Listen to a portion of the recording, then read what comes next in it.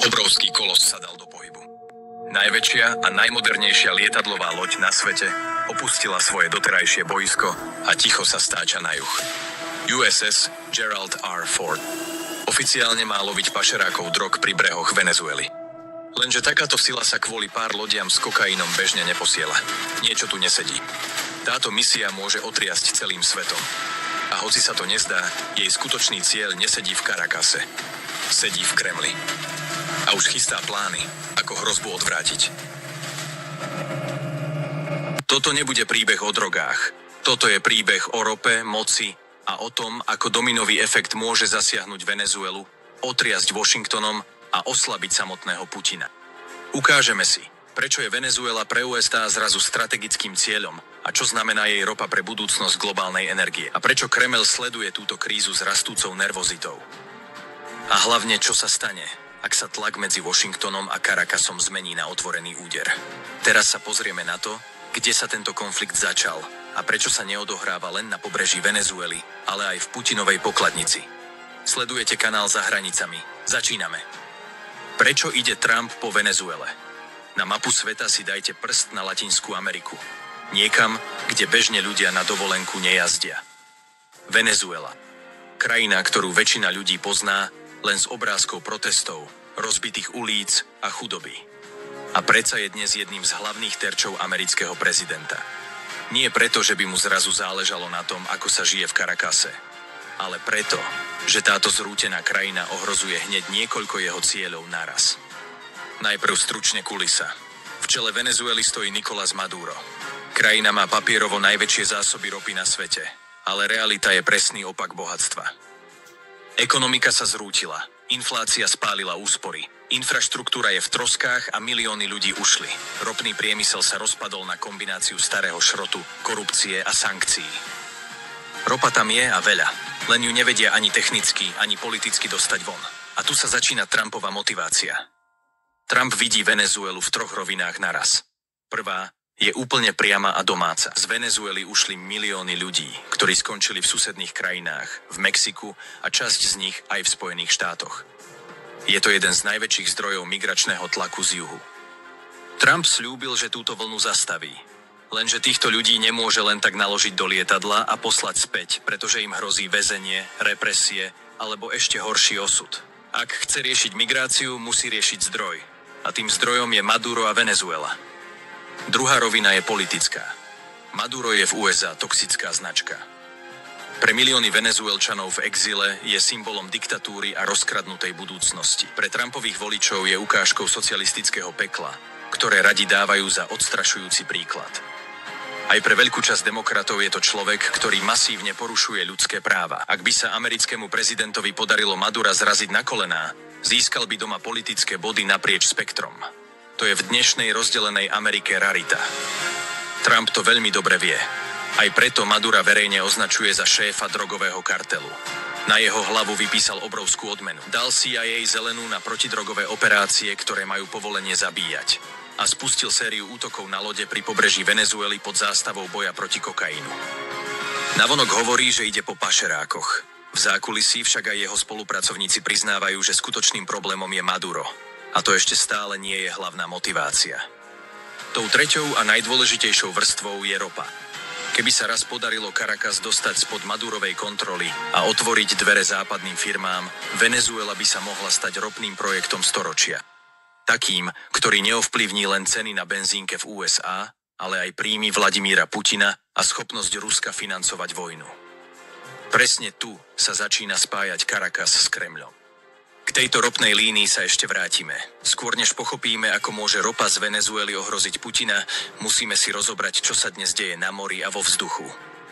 Prečo sa k brehom Južnej Ameriky plaví najväčšia lietadlová loď sveta, prečo Británia a Kolumbia stopli Američanom spravodajské informácie a hlavne prečo Caracas hovorí o hrozbe invázie. V ďalšej kapitole sa pozrieme priamo na túto vojnu proti drogám, ktorá čoraz viac pripomína niečo úplne iné. Prečo Washington hrá hru na pašerákov drog? Keď sa pozriete na mapu, celé to vyzerá absurdne.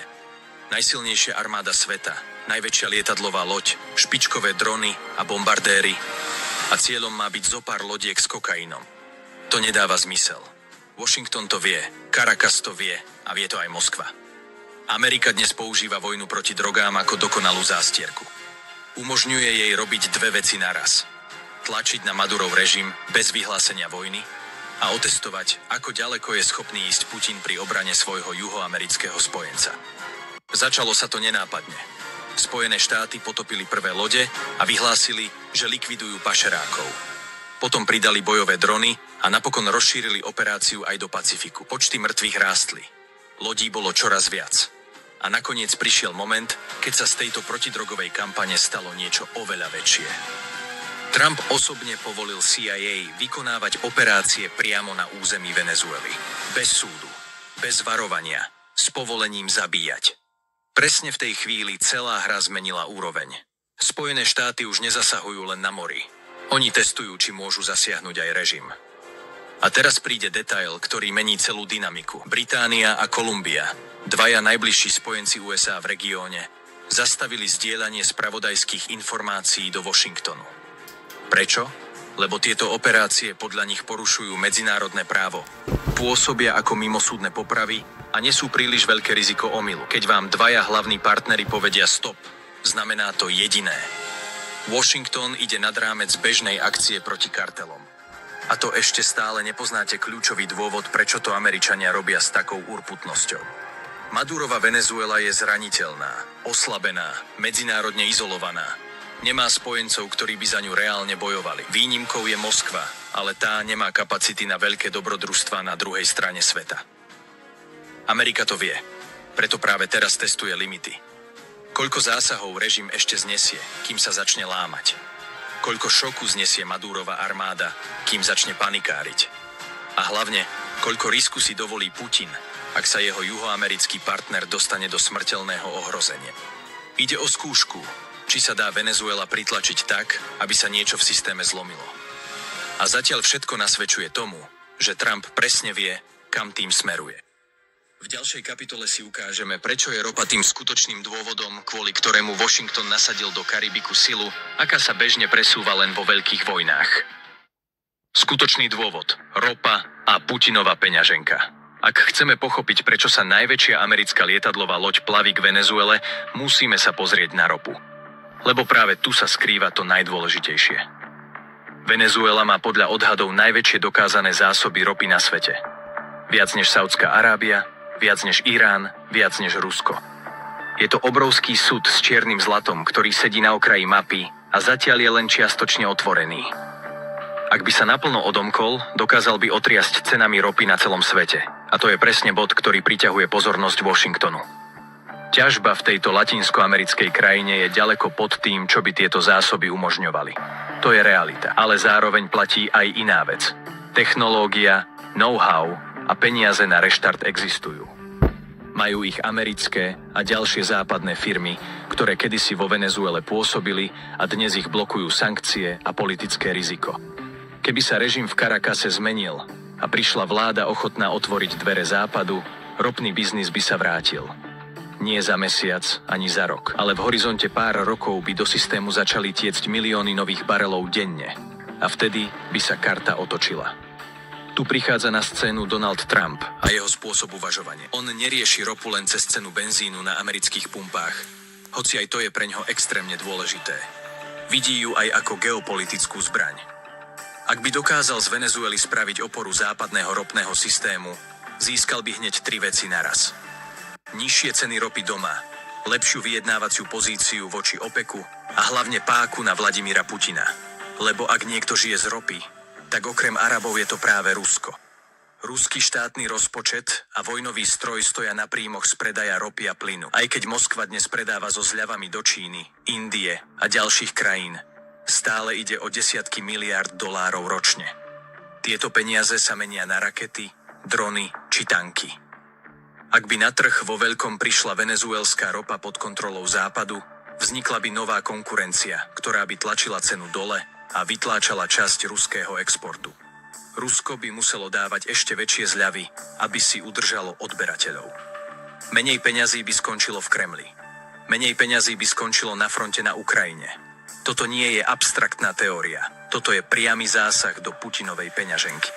A práve preto je Venezuela pre Moskvu oveľa viac než exotický spojenec v Latinskej Amerike. Je to poistka proti scenáru, v ktorom by Západ získal druhý veľký ropný zdroj mimo OPEC, blízko amerických rafinérií.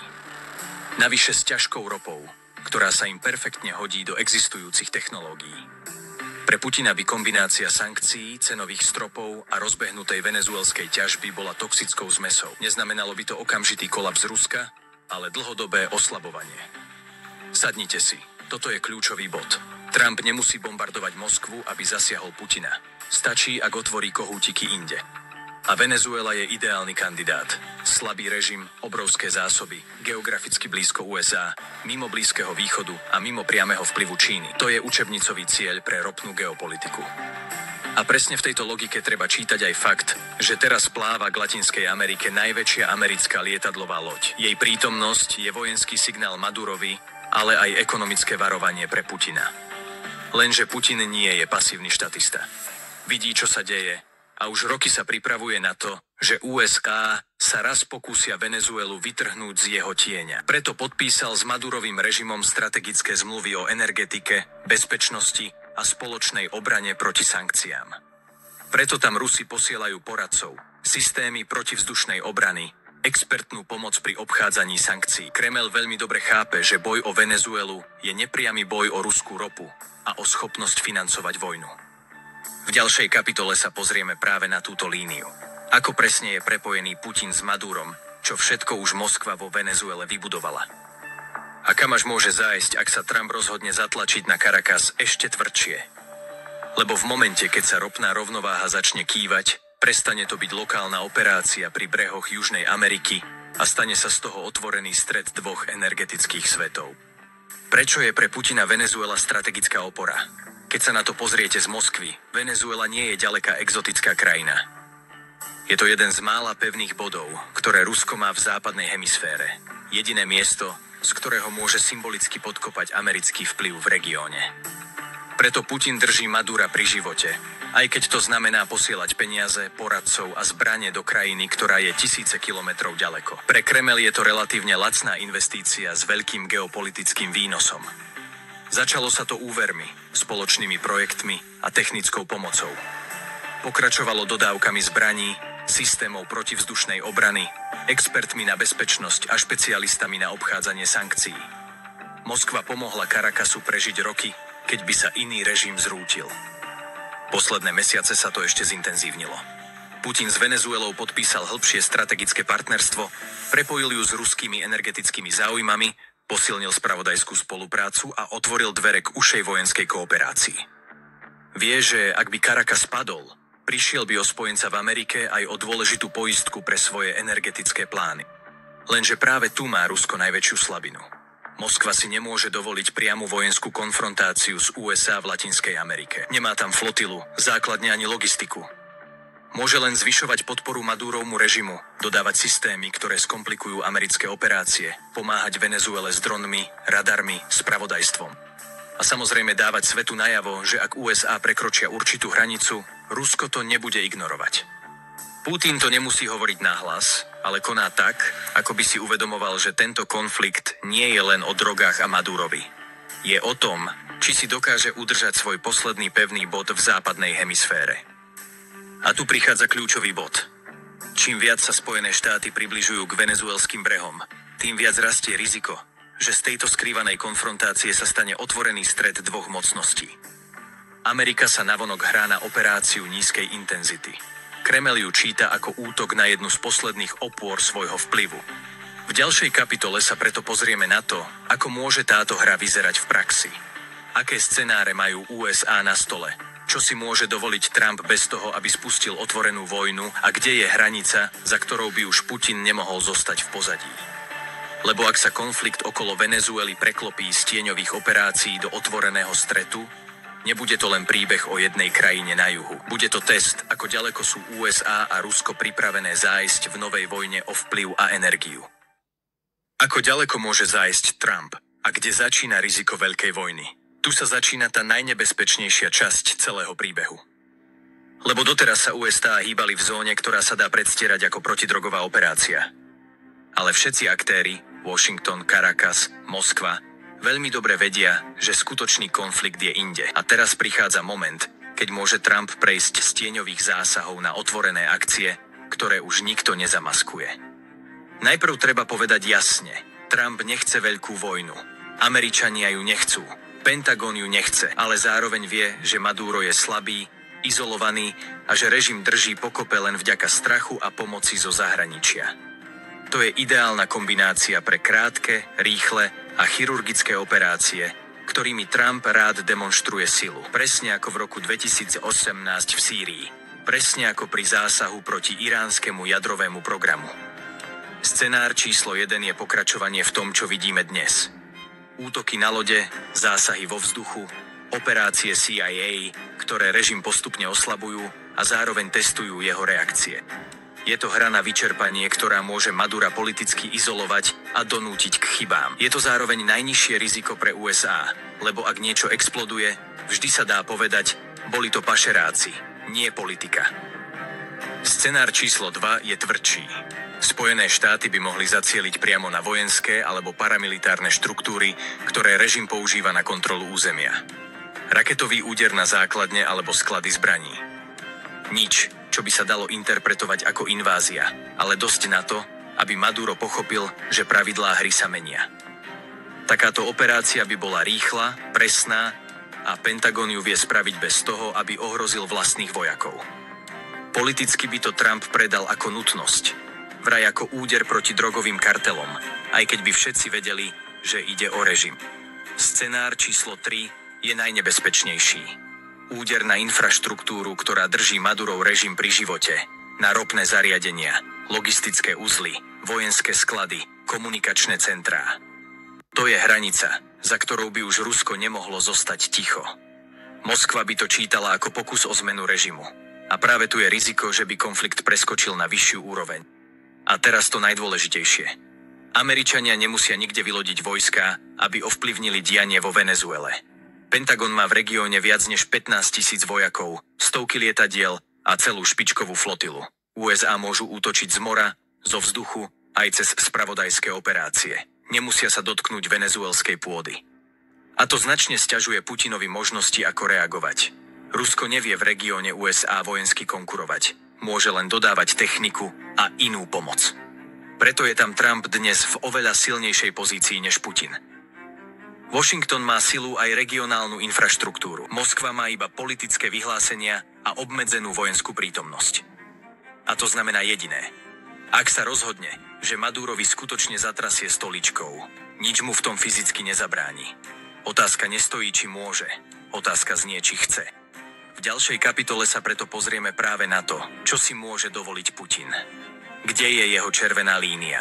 A či existuje bod, po ktorom by Rusko prestalo len protestovať a začalo robiť niečo konkrétne?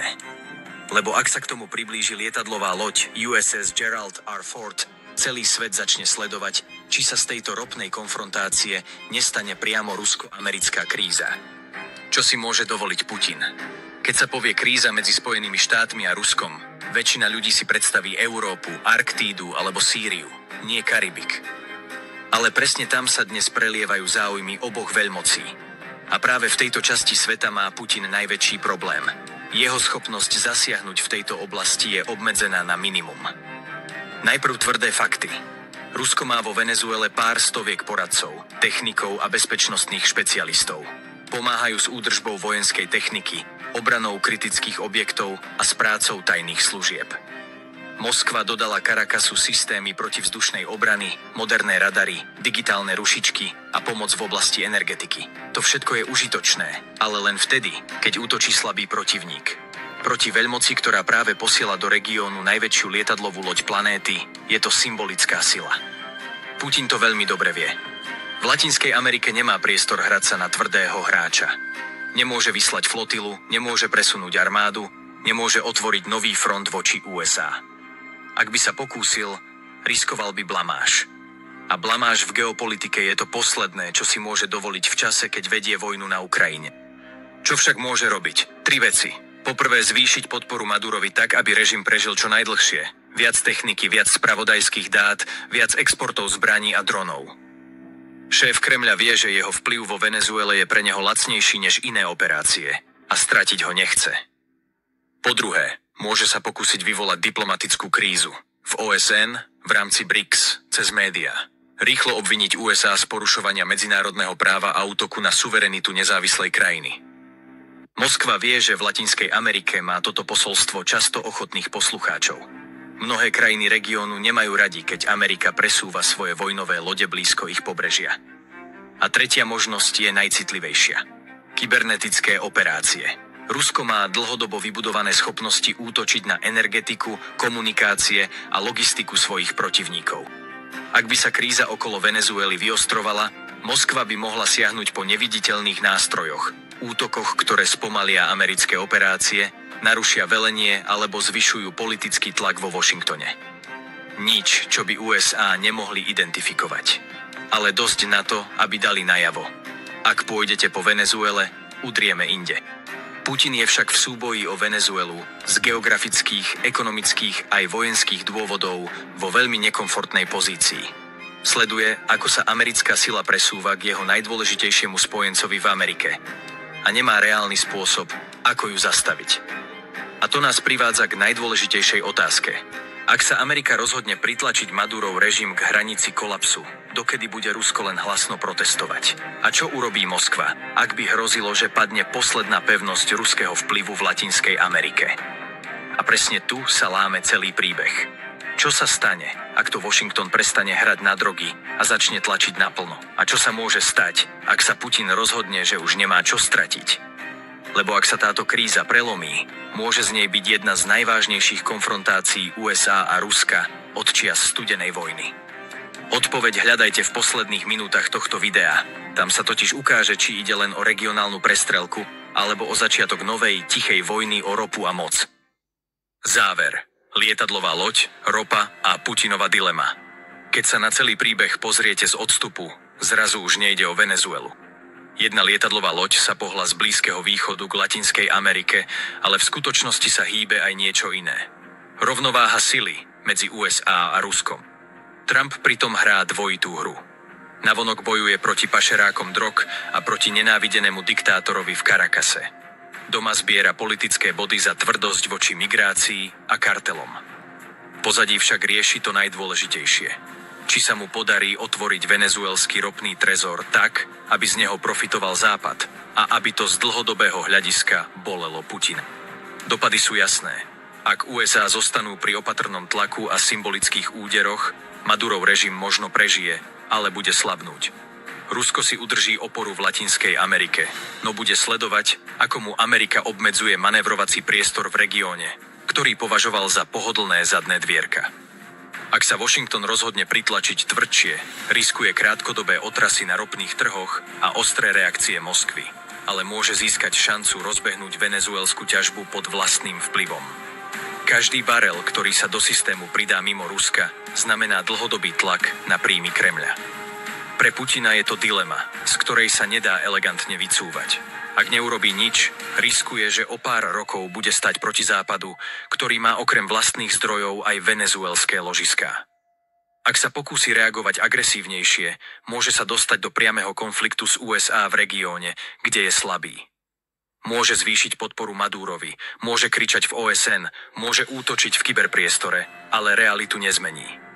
Ak sa tieto energetické váhy raz začnú nakláňať, dôsledky sa prejavia aj na fronte na Ukrajine, aj v ruskom rozpočte. Pre nás v Európe to nie je vzdialená exotika. Ceny ropy a plynu rozhodujú o tom, koľko platíme za energie, ako vyzerá inflácia a koľko peňazí má Rusko na ďalšie dobrodružstvá. Sadnite si a premyslite si to takto. Na radare máte jednu krajinu v rozklade, jedného amerického prezidenta, ktorý sa tvári, že rieši drogy a migráciu, a jedného ruského lídra, ktorý sleduje mapu a počíta každý barel. Otázka, ktorú si musíme klásť, neznie, či sa vo Venezuele bojuje o Madura. Znie, či sa tam nezačala nová, tichá vojna o ropu a o budúcnosť Putinovej moci. A či sa Trump rozhodne to svoje čierne eso skutočne hodiť na stôl. Úder na Venezuelu v konštelácii, ktorú sme opísali, môže byť preňho príliš lákavý, aby mu dokázal odolať. Alebo ho bude len držať nad hlavou ako hrozbu, ktorá má Kremel udržiavať v napätí? Ak sa ti video páčilo, budem vďačný za like a určite daj odber, nech ti neujdu ďalšie, na ktorých práve pracujem. Moju tvorbu môžeš podporiť cez vďaku. A ak chceš dostať video k ďalším ľuďom, klikni na vychválenie. Vážim si to.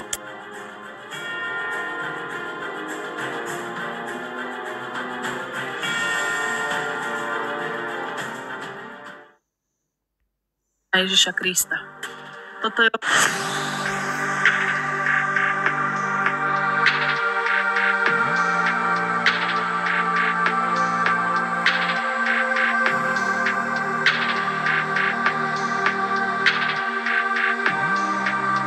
Teraz ma dobre počúvajte. Toto je odkaz pre všetkých ľudí, ktorí ešte nenasledujú Pána Ježiša Krista. Toto je odkaz pre vás, kresťania, ktorí ste ostali vlažní a nenasledujete Pána Ježiša tak, ako by ste mali, ale viac sa venujete svetskému životu, ako jeho príchodu. Ten večer mi ešte zjavil, tú noc v sne, prorocký sen, ktorý vám musím povedať, aby som vás varovala, pretože už nie je čas. Aby ste sa spamätali, pokiaľ je ešte čas, pretože už toho času veľa nie je. Pán Ježiš prichádza. Pán Ježiš mi ukázal krásne biele pláže ako sneh, palmy, kopec listnatých stromov, nádherné more. Ukázal mi ostrov v Karibiku, karibskú pláž a karibské pobrežie niekde, nejaký ostrov, kde som videla v tom z ničoho nič sa k pobrežiu doplavili člny, vojenské člny s raketovým systémom Spike, ktorý niesol rakety so sebou. Niektorí vojaci vyšli z toho člna von a začali strieľať do civilistov, do turistov, do všetkých, ktorí tam boli. Ľudia začali behať ako splašení, lebo sa nevedeli tak rýchle skryť. Oni strieľali do tých kopcov, do vrchov, všade, kde boli domy, kde boli kopce, všade strieľali rakety a strieľali zo samopalov.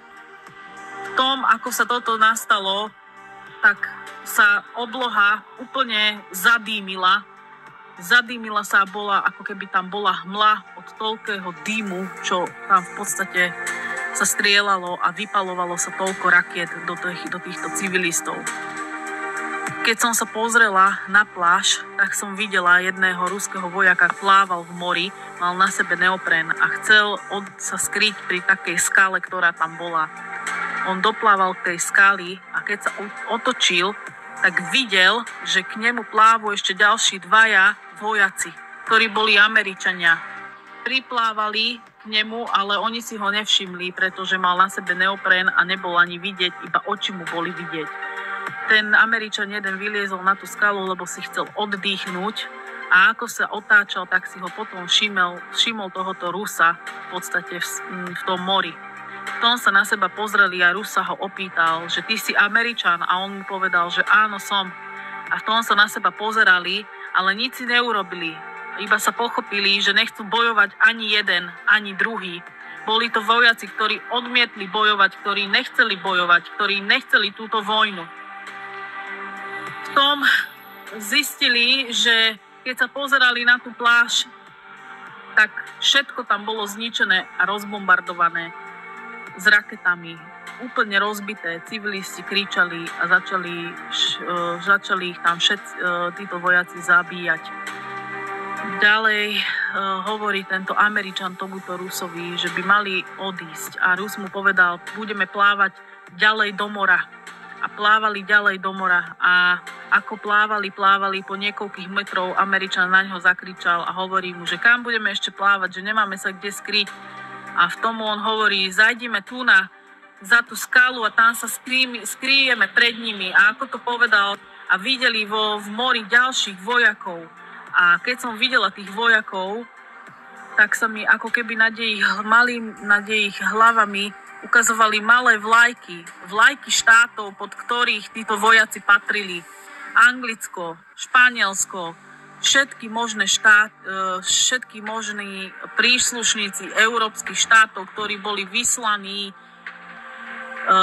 do tejto vojny a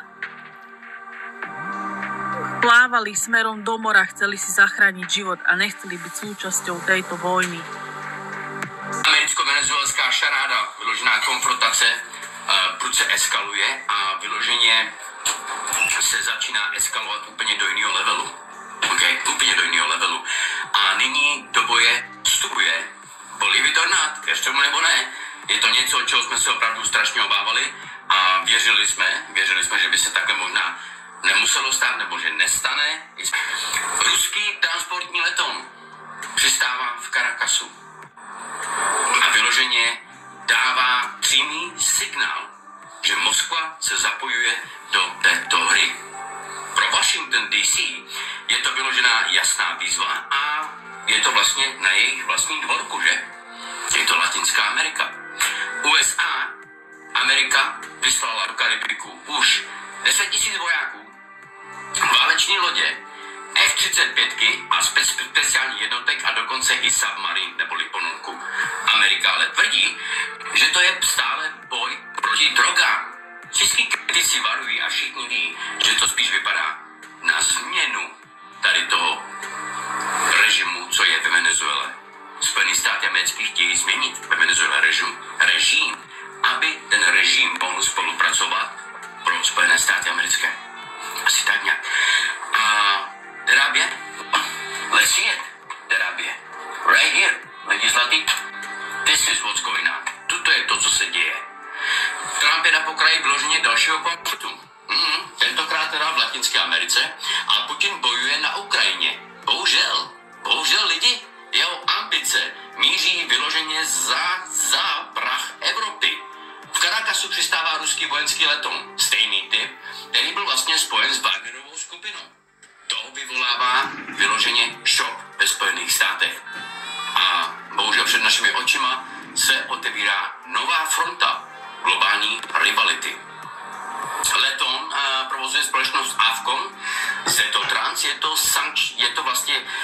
společnost, která vlastně je na sankčním programu Spojených států amerických, že? Kvůli přepravě vojenského nákladu a td. Včetně dodávek Venezuele. Letadlo letělo teda přes Armenii, Alžír a Maroko. Cílem bylo vyhnout se západnímu vzdušnému prostoru, ale bohužel tato ruská aktivita přichází, když napětí ve Spojených státech amerických dosahuje vyloženě úplně nového levelu. Amerika nasadila, jak říkám, 10 000 vojáků, včetně jaderné ponorky, plovoucí základny pro speciální síly. Trump povolil, dokonce tento lunatik povolil CIA tajné operace ve Venezuele, jak víte. Cílem vlastně bylo sundat prezidenta Nicolase Madura, že? USA teda neuznávají jeho volby, které byly v 2024, a neuznávají jeho prezidentství od roku 2019. Maduro obvinuje z USA z vykonstruované války a napětí vlastně teda eskalovalo 24. října. Amerika nařizuje vyslat teda USS Gerald Ford loď do Karibiku. Vojenský personál musí podepsat dohody o mlčenlivosti. To je vyloženě bezprecedentní. Asi tak je to slovo český, že? Amerika teda provádí desítky úderů na lodě s drogami. Okay? Umřelo už 57 lidí a kritici zpochybňují vlastně nějakou zákonnost těchto úderů, protože nikdo ještě ty drogy neviděl. Rozsah nasazení daleko přesahují boj proti drogám. USA nepředložili žádné důkazy. Trump stále tvrdí, že linie má ideologický a strategický cíl. Nevím, jaký teda, ale bohužel to je to, co mu říká. Zajistit vliv USA nad ropnými zdroji Latinské Ameriky. Čína a Rusko rozšiřuje svůj vliv. Čína dováží hodně ropy z Venezuely. Venezuela je blízko vlastně Panamského průplavu, cirka okolo nějakých 1700 km pevniny Spojených států amerických. Rusko a Venezuela má strategické partnerství. Podepsali vlastně smlouvu. Rusko dodává zbraně za 4 miliardy dolarů. Ruské speciální síly trénují venezuelské jednotky. Spekuluje se, že Wagnerova skupina chrání vlastně teda prezidenta Madura. Wagner je integrován do afrického sboru, že? A bojovníci Wagnera byli spatřeni při tréninku. Letoun Avcon má hluboké vazby s Wagnerem. To znamená, že měl vyloženě nést 200 poradců a 50 tun zbraní. AP jak víte, AP Associate taky oznámila, že agent USA se pokusil vlastně podplatit Madurova pilota. Já jsem o tom dělal malý dokument na svým Facebooku, určitě jste to viděli, že? Nedopadlo to dobře pro Ameriku, nabízeli pilotovi nějakých $50 milionů, bohužel se to nepovedlo a pilot vlastně pochcal vyloženě Ameriku, že? Asi tak nějak Tady jde o to, že USA teda uvalili sankce, vyloženě nové sankce na Madura a chtějí ho dostat za každou cenu. Maduro pozastavil jakoukoliv dohodu o plynu s Trinidad a tabákem kvůli cvičení vlastně Spojených států amerických. Někteří občané se vlastně obávají vyloženě zatažení do konfliktu, dokonce i Kanada se obává a po včerejším incidentu, kde Spojené státy americké zabili pár venezuelských vojáků, se vlastně všichni bojí, že tato vojna bude přicházet, že přijde teda na pevninu. Toto je varovanie, pretože NATO rozpúta vojnu v Karibskom mori, na Karibskom pobreží. Ja mám za to, že to môže byť Kuba, pretože Kuba je veľmi dobrému vzťahu s Rusmi. Toto môže byť varovanie, kedy NATO zaútočí na Kubáncov.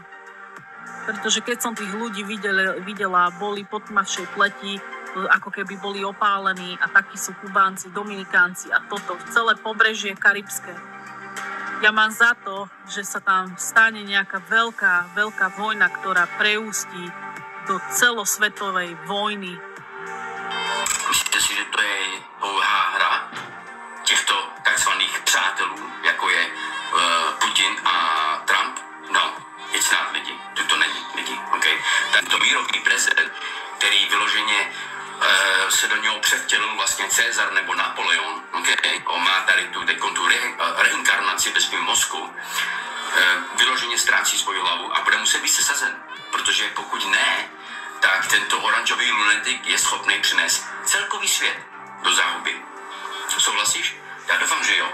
A momentálně dokonce i jako americký televize a vůbec kanály vyloženě nesouhlasí s Trumpem. This is no good. Of course not. To není dobrý. Jako ty se chceš postavit Rusákovi na svým vlastním dvorku. Tady v Latinské Americe. Opravdu? Však na Kubě máme missiles, na Kubě jsou missiles, ruský missiles, který jsou takhle namířený na Spojené státy americké. Co on se vlastně začíná? He lost his mind. On ztratil svůj perspektiv, on ztratil svůj mysl. On neví, co dělá. Ale bohužel je nebezpečný. Proč? Protože je commander in chief. Vojáci ho musí poslouchat. Takže jeho orders, jeho příkazy musí být vlastně vykonány. On je schopný vyloženě vlastně začít 3. světovou válku. Tento takzvaný mírový prezident bude muset jít. Podívejte, tady další zpráva taky o něm, taky dneska. Zase to mám anglicky, jako proč. Mírový prezident připravuje další válku. Taky dneska vydáno. Podle deníku Washington Post prezident Trump shromažďuje venezuelské pobřeží 16 000 vojáků, 8 válečných lodí, letadlovou loď a ponorku. Podle amerického senátora Ricka Scotta jsou Madurovy dny sečteny. Zdá se, že existují plány na útok na venezuelské vojenské základny s odůvodněním, že se jedná o zařízení narkoterorismu. A teda. Tady máte potom další, čemu Maduro vlastně čelí, když USA shromáždí obrovskou armádu u pobřeží Venezuely, jako tyto zprávy jdou jedna za druhou lidi, okay? Jedna za druhou. A tuto, co se teď děje, tady to, co se vlastně děje, že máme vlastně, jak to máme tady, sorry, já se musím tady trošku to, já nemám nic připravený, ok, já jsem nechtěl vysílat. Ale OK, už si vysíláme. Tady to, co se vlastně děje, že Putin úplně v pohodě vlastně přistává teda v Caracasu s vojenským letounem, je to ten stejný typ letadla, který vlastně je spojený s Wagnerovou skupinou, vyloženě šokuje Ameriku do morku kostí. A je to ten samý, je to vlastně letoun od společnosti v Avcon Zetotrans, který je vlastně na sankčním listu Spojených států amerických. Takže po po včerejším vlastně, nebo předevčerejším vysílání, co jsem dělal, kde vlastně Venezuela vykřikuje do tmy a chce pomoct, křičela na Rusáka, křičela na Čínu, dokonce i na Irán. Do you remember? Já jsem vám ukazoval tu zprávu. Well, je vidět, že Rusák vyslyšel té prosby. A je tady. Now what? Co teď? Co uděláme? Co budeme dělat teda? Napadneme Rusáka? Opravdu? My napadneme ruské ponorky nebo ruské lodě? My budeme střílet na Rusáka? Opravdu? Že si spaté ty lidi? To je víc než trapný, jako. To je víc než trapný, však i ten Trump jako lunatik musí přece vědět, že dojde ke konfliktu, který on sám nemůže spolknout, jako halo. Dojde ke světovému konfliktu během sekundy. Během sekundy dojde ke světovému konfliktu. Takže budeme dělat ten standoff. Budeme teda v Karibském moři. Budeme nafoukávat křídla a budeme ukazovat jeden druhému, my jsme tady, my jsme ready. Američani, Rusáci jim, Venezuela bude čírovat, máme tady Rusáky, Komedie, lidi. Absolutní komedie. Jako lepší to už ani nemůže být. Jako to už ani z lepšího filmu nemůže být. Napište mi tady váš názor, co si o tom vymyslíte, jak to dopadne.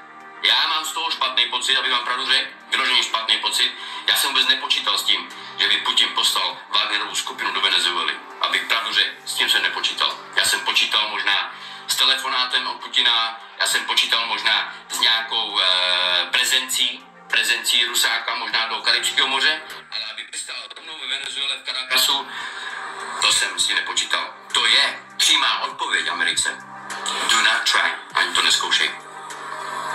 Měl trošku začít uvažovat tou biznisovou hlavou a uvědomit si jednu věc, že pokud si to začnu rozdávat s Putinem, celá ekonomika na tomto světě padne během minuty a nejenom ekonomika, ale vůbec celkový život, takový, který známe. Bude úplně jiná geopolitika. Začne vákat lidi. Ja varujem vás všetkých, pokiaľ chcete vy uniknúť tomuto všetkému, tak sa pokájajte. Máte poslednú možnosť. Pokájajte sa. Poproste Ježiša o odpustenie. Čohokoľvek, čoho ste sa dopustili, Ježiš vám to odpustí. Príjmite ho za svojho pána, za svojho kráľa.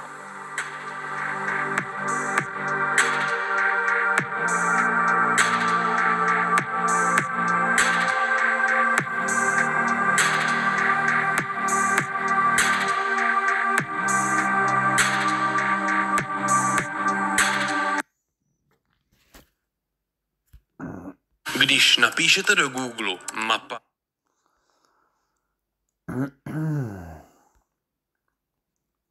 A ešte vám ukážem video, ak ho nájdem v rýchlosti. Tomu neverili. Len vďaka vám, že ste hlásali. Priatelia, pri tomto všetkom, čo vidíme a čo sledujeme, čo sa teraz práve deje, môžeme vidieť aj veci, ktoré úplne bežne, normálne by sme nevideli. Pretože masky padajú a Boh odokryl všetkých tých, ktorých odokryť mal. Dobre. Tak sme naozaj pred vytrhnutím cirkvi.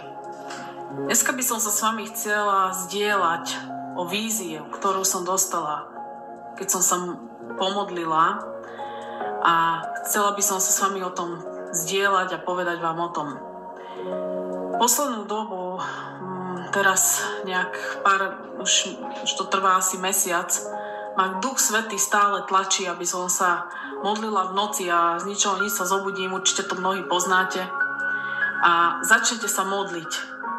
Či to je o 3:30 ráno, o 4:00, o 4:30 alebo o 3:00. A máte tú ťarchu, aby ste sa modlili.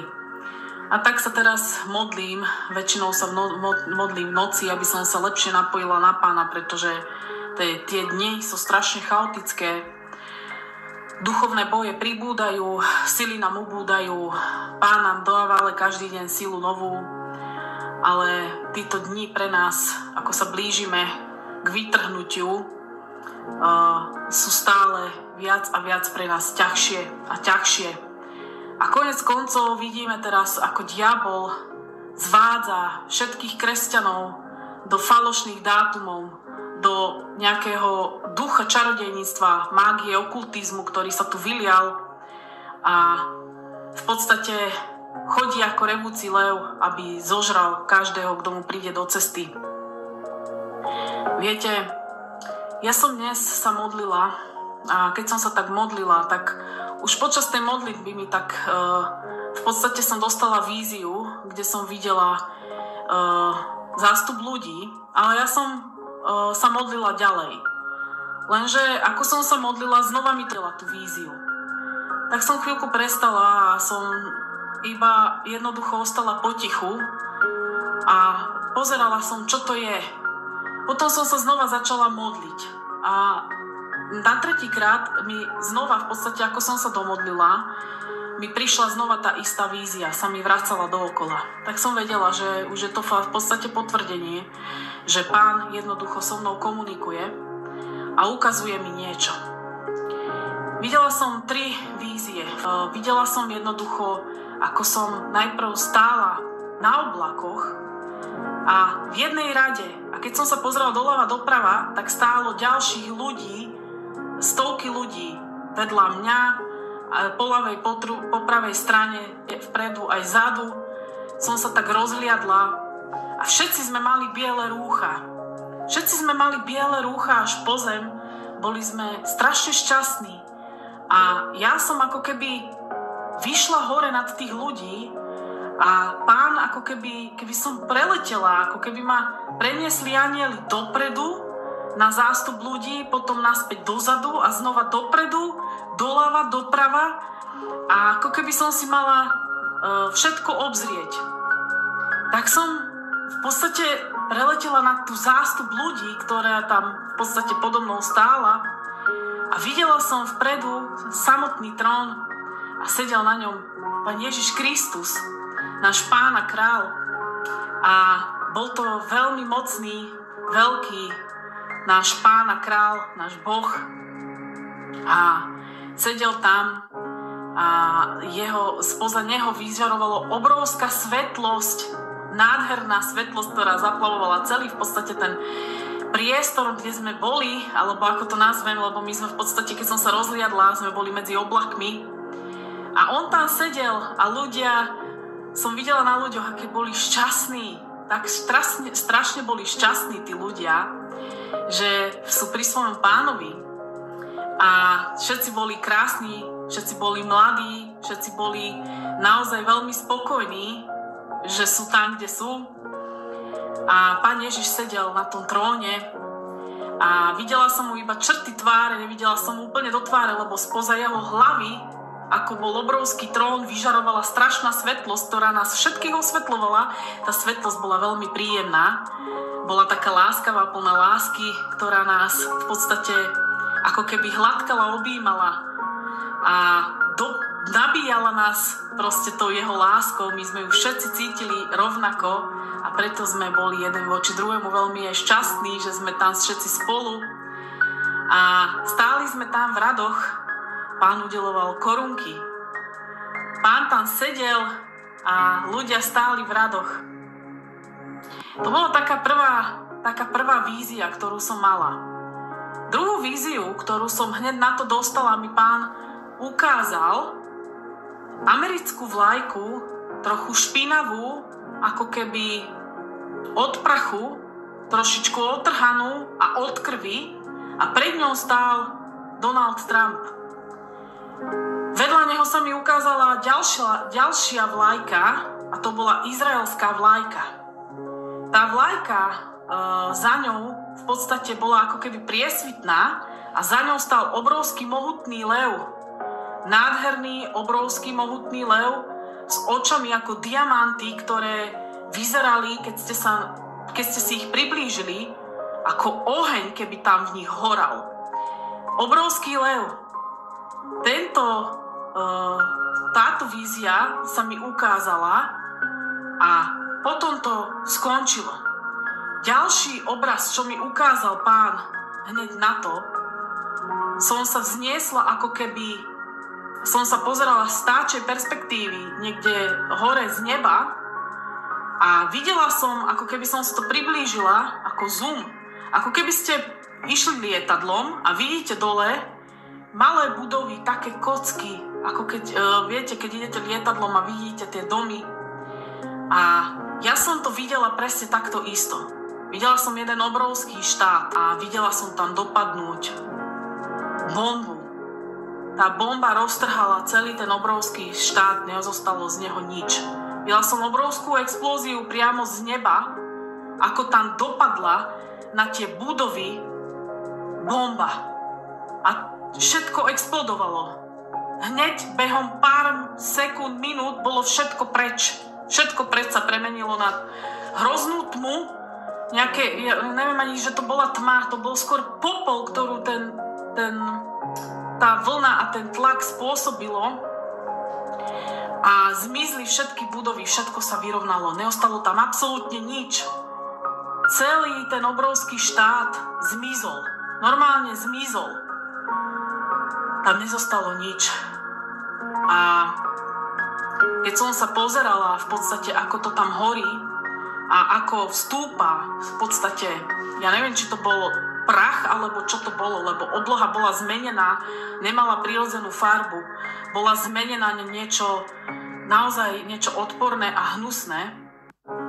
A potom teda, ako som videla v podstate to nebo, by som nazvala, že bolo kontaminované, videla som stadiaľ preletieť krásnu bielu, jasnú holubicu, ktorá odletela zo zeme smerom hore do nebies. A v tom sa mi tá vízia skončila. Viete, priatelia, ja viem, čo mi týmto pán chcel povedať. Je presne to, čo si ty chcel, aby som odovzdala tvojej cirkvi ako povzbudenie a varovanie. Viete, sviatok Roš Hašana, ktorý prišiel, tu bol aj minulý rok, ale jednu konkrétnu vec sme na všetko zabudli. A to je tá, že Roš Hašana prináša v podstate ako židovský význam tohto sviatku je čas k pokániu. Je teraz čas k pokániu, priatelia, aby sme sa pokajali za všetky naše hriechy, ktoré sme učinili. Za všetko, aký život sme žili. Je čas k pokániu. Je čas návrat k pánovi, aby sme prišli k pánovi, pokiaľ je ešte čas, lebo ešte stále máme čas, sme stále tu. A veľa ľudí potrebuje pána spoznať. Preto mnoho veriacich má vízie, má zjavenia, aby povzbudzovala cirkev, aby prorokovali o tom, čo príde, čo bude nasledovať. A ja keď som sa modlila, som sa pýtala pána, Pane, je niečo, čo chceš, aby som odovzdala tvojej cirkvi? Niečo, na čo sa majú pripraviť? Je niečo, čo chceš, aby som im povedala? A pán mi ukázal mi toto. Ten zástup ľudí, tých veriacich kresťanov, ktorí očakávajú jeho príchod, budú na oblakoch spolu s pánom vzatí v deň vytrhnutia, keď príde pán na oblaky a zoberie si svoju nevestu, svoju cirkev domov. To boli veriaci zhromaždení, ktorí pána milovali, očakávali ho, mali pripravené srdcia, očakávajú jeho príchod, očakávajú stále jeho príchod každým dňom, lebo ten deň a hodinu nevie nikto. A boli vzatí do nebies, kde boli šťastní a sa stretli so svojím pánom a kráľom, našim Ježišom Kristom, ktorý nás zachránil pred dobou súženia, pred hnevom, ktorý prichádza na tento svet. A je to veľmi povzbudivé pre cirkev, pretože pán mi ukázal jasne, ako krásne nám tam bude, aký budeme šťastní po jeho boku. Keď budeme už s ním a aký pocit nádeje, lásky a všetkého, aký pocit lásky nás zaleje, keď budeme v jeho prítomnosti. Keď odídeme z tohto sveta, ktorý nie je pre nás domovom, pretože našim domovom sú nebesia hore na nebi. A ja chcem povedať teda, že to druhé zjavenie, teda tú víziu, ktorú som dostala, kde mi ukázal americkú vlajku a Donalda Trumpa ako prezidenta Spojených štátov amerických, je v podstate odkaz pre Ameriku, pretože Amerika bude zničená. Na to mi nadväzuje ďalšia vízia, ktorú som dostala.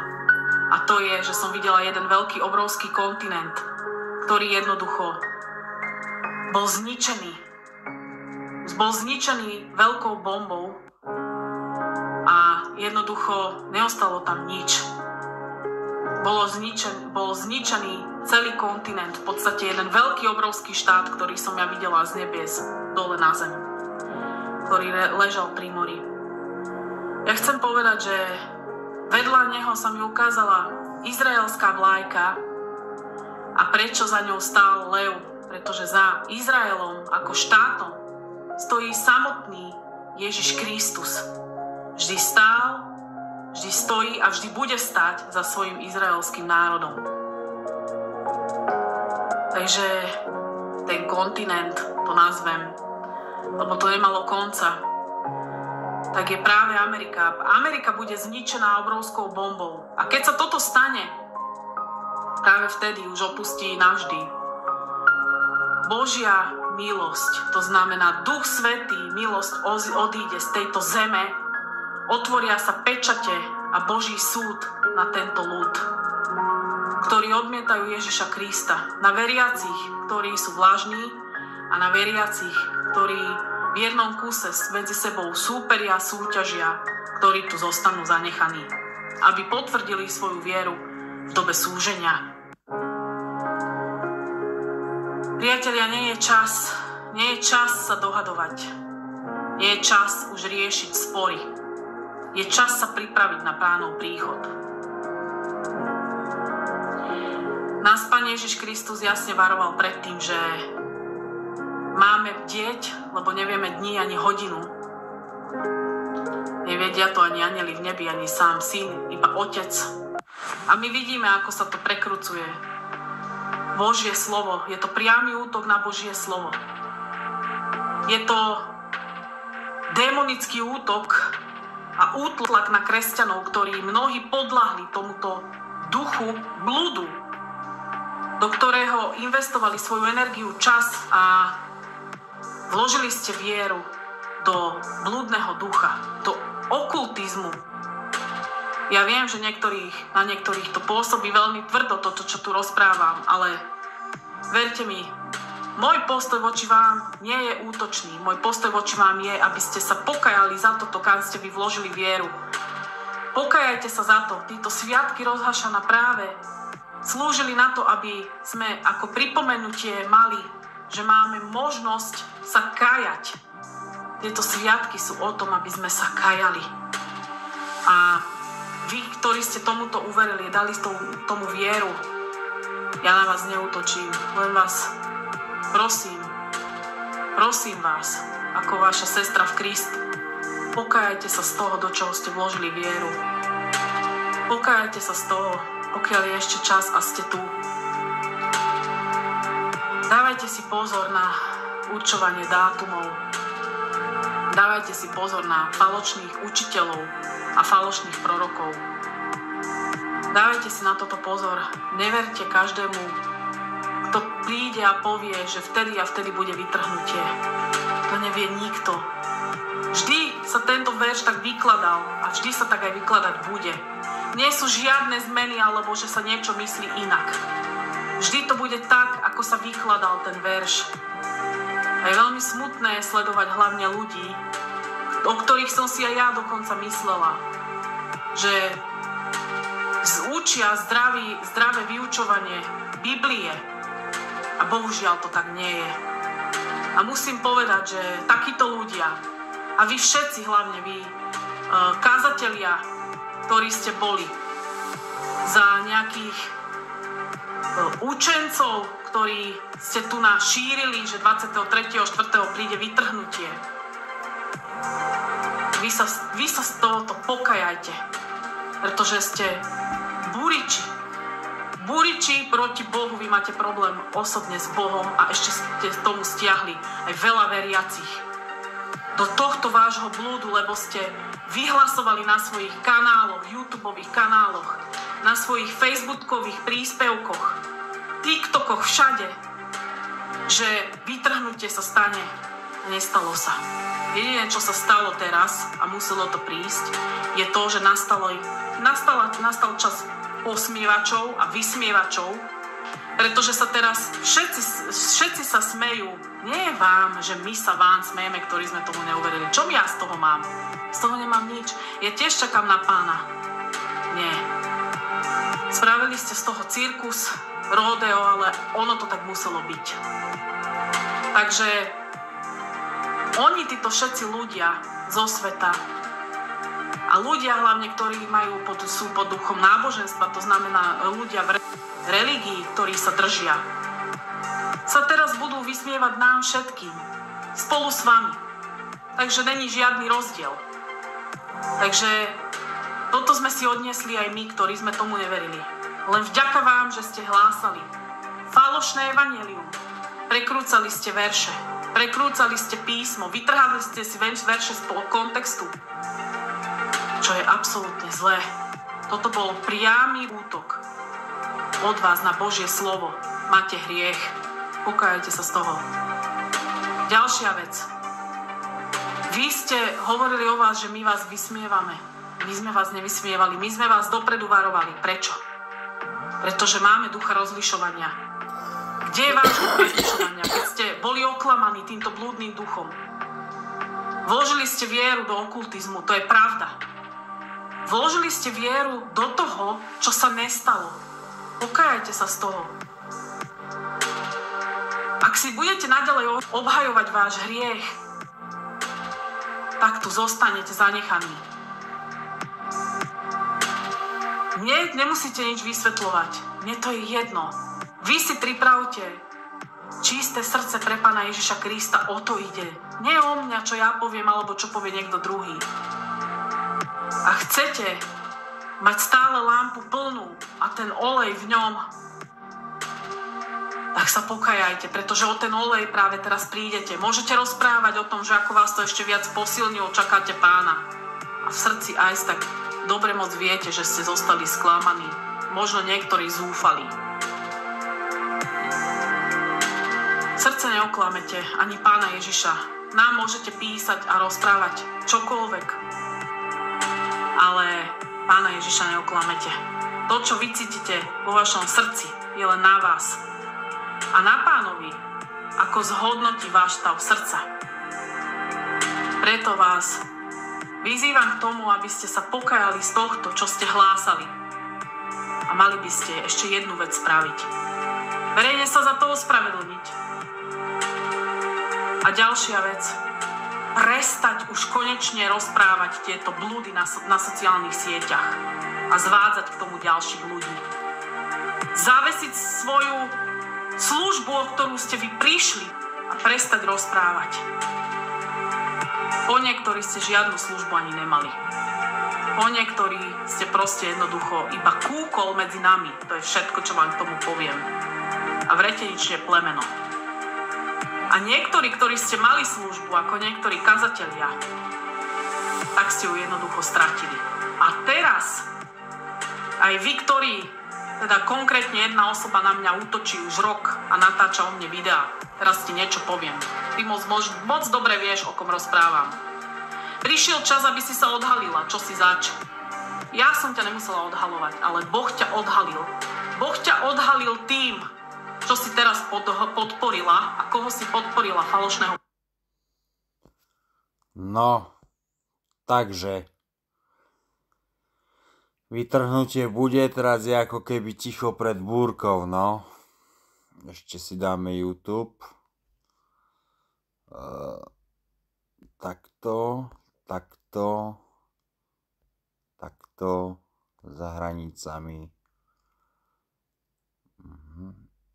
Ropu, prečo Trump cieli na Venezuelu. Teraz svetom Ak chceme pochopiť, prečo sa najväčšia americká lietadlová loď plaví k Venezuele, musíme sa pozrieť na ropu. Lebo práve tu sa skrýva to najdôležitejšie. Dobre.